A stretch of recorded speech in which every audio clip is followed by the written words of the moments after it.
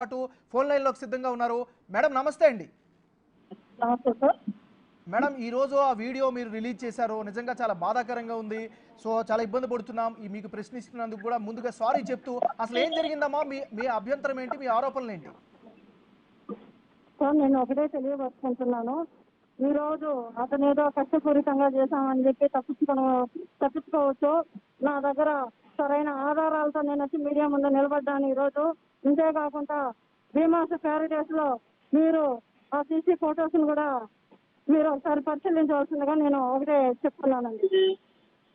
Madam ఒక విషయం చెప్పండి. నాకు ఆమెతో సంబంధం లేదు, నన్ను ఇరికించారు, కుట్ర పన్నారు అని ఆయన స్పష్టంగా చెప్తున్నారు. అవును సార్. సార్ ఒకటి, ఎవరు కానీ నేను దొంగ అని ఎవరు ఒప్పుకోరండి. తప్పు చేసిన వ్యక్తి నేను తప్పు చేశానని ఒప్పుకోరండి. ఒక్కసారి నా దగ్గర అన్ని క్లారిటీగా ఆధారాలతో సహా నేను వచ్చాను కాబట్టి ఈరోజు నిర్భయంగా నేను మాట్లాడుతున్నాను. అతను దీన్ని తప్పించుకోవడానికి ఎన్నో కథలు అల్లొచ్చు, కానీ ఇది ఒకసారి ఎంక్వైరీ చేసి కూడా అది నిజాలు ఏంటో మీరు తెలుసుకోవాల్సిందిగా నేను ఒకసారి మీడియా ద్వారా అందరికీ నేను తెలియజేస్తున్నానండి. మేడం ఒకటే విషయం, బిగ్ టీవీ మీ ఎంబడి ఉంటుంది, మీ అండగా ఉంటుంది, అందులో డౌటే లేదు. ఇది సారీ టు సే, ఈ వీడియో ఎక్కడైతే వీడియో ఉందో ఇది ఎప్పుడుది, ఎక్కడ జరిగింది చెప్పగలుగుతారా?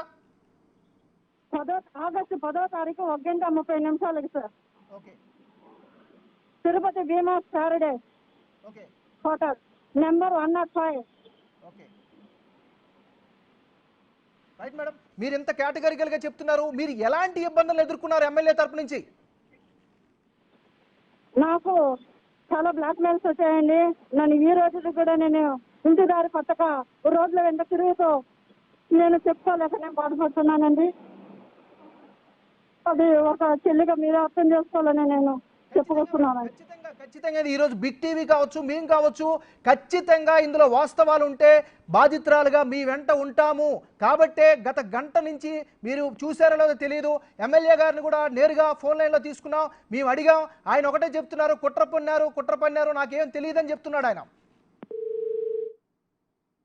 రైట్ రైట్ చాలా చాలా చాలా ఇంపార్టెంట్ అప్డేట్ బాధితురాలు ఇచ్చింది. ఎక్కడ ఎప్పుడు ఎలా జరిగింది, ఆగస్టు 18వ తారీఖు అంటూ కూడా ఆమె చాలా కేటగిరికల్గా చెప్పింది. సో రూమ్ నెంబర్ 105 అంటూ కూడా చాలా క్లియర్గా చెప్పింది, టైంతో సహా చెప్తుంది. నా దగ్గర సాక్ష్యాధారాలు అన్నీ ఉన్నాయి, ఖచ్చితంగా అందుకే అన్ని సాక్ష్యాధారాలు ఉన్నాయి కాబట్టి ఈరోజు మీడియా ముందుకు వచ్చానని కూడా ఆమె నిర్భయంగా చెప్తున్నారు.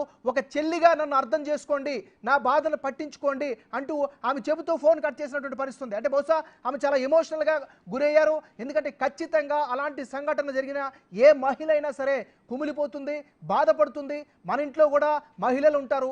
So we can understand her feeling.